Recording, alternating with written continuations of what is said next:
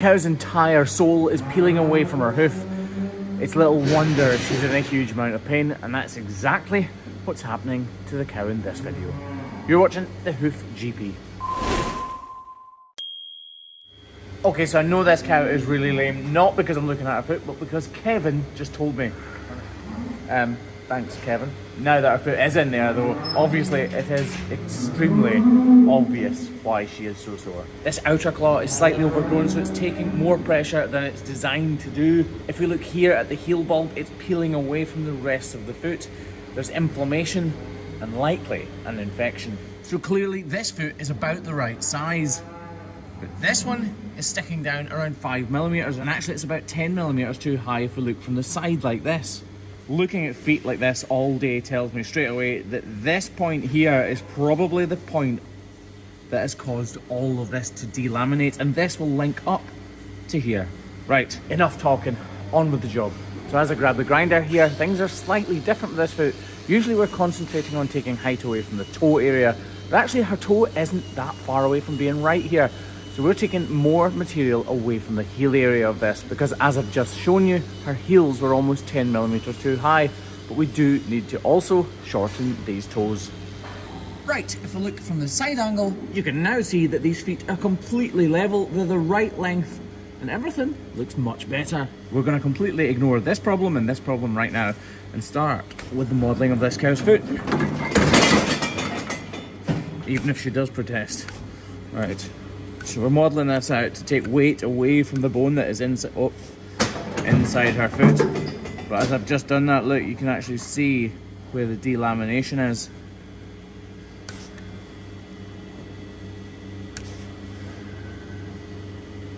There is infection in there, you can clearly see all that kind of scummy pus.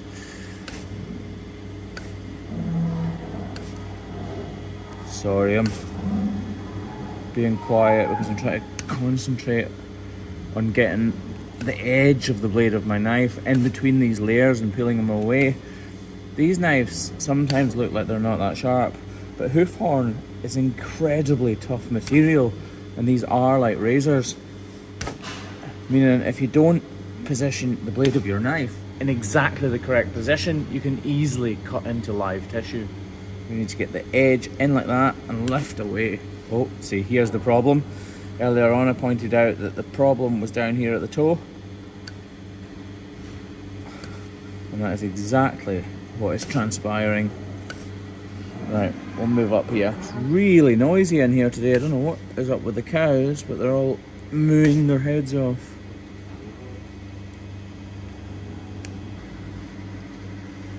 Right, get a knife in there. Oh, no. See, some of this is still attached, but it's not perfect layers, you know. Parts are attached. It is so loud in here, isn't it? Parts are attached. Parts are attached, and then parts are not attached. And it's not like it's just big leaves, it's just kind of intermittent. I hate cutting this part here. This is where there's lots of soft tissue. It is dead, but it's soft. And then where it joins at the white line, this axial wall, you go from extremely soft tissue to extremely hard tissue, so you're kind of battling with that issue the whole time. And then here, this is where the white line joins this is the axial wall. The white line kind of disappears up in there, and where that junction is can be really, really shallow, and that is where you can make mistakes very, very easily. And yes, I make mistakes, same as everybody. I thought as soon as I said that, I would totally just end up making a mistake almost instantly just to prove that point, but I really don't want to, obviously. Get my knife in there, that's still detached. Oh, headbutted the camera there. Right. So right now we've taken the bulk of the material away here, we've exposed this issue down here. This is a toe ulcer, and that has delaminated the entire sole, but there are still little flakes of hoof horn which need to come away. Look, I can put my knife under this piece here, look. So that's not me cutting it, look. And it is completely detached. Just, that illustrates perfectly why these pieces need to come away, because a piece of dirt could obviously just go in there as well. Right, we're going to work our way around this edge here and peel away this flaking hoof horn and hopefully find smooth edges.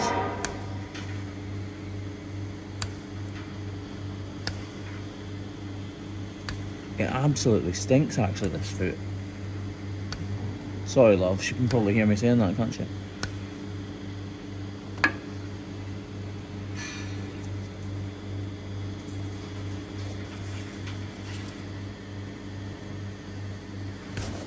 Up and away, in and up and away. Look, there's another little cavity in there, look.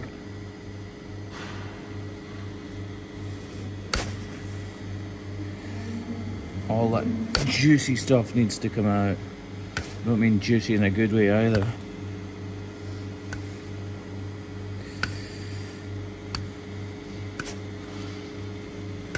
Okay, right, I'm struggling to do this with a knife now, so I'm actually going to put a nozzle up in between our feet and reduce this with the grinder. So as I grab the grinder here, all I'm doing is reducing this wall horn. It's an extremely tough material, but I need to take my time and be as careful as I possibly can. One false move and I've made a mistake, because that tissue on the other side of the wall horn is exceptionally soft. And now that's complete, I tidy up, flatten and smooth off the inner claw, ready for this block to be applied.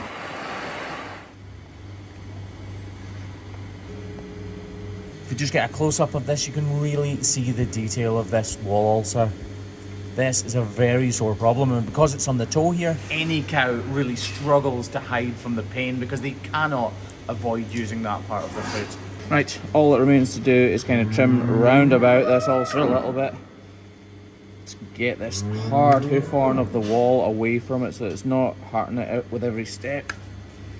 These edges are sharp round about the ulcer. I just use the hook of my knife to protect the ulcer itself and pull the hoof horn away from it. You can actually see this goes up into the wall horn.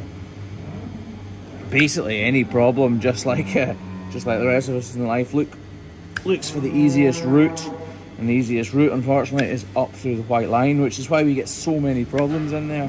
It's a junction between the wall horn and the interior of the foot, or the sole of the foot in this case, and that junction is a weak point.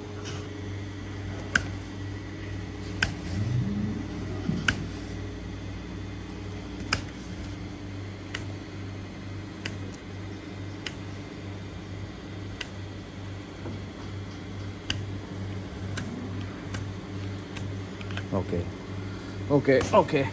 So I've reduced this wall horn a little bit to take those hard edges away from it, and you can see the ulcer clearly sticking up. Wait a minute.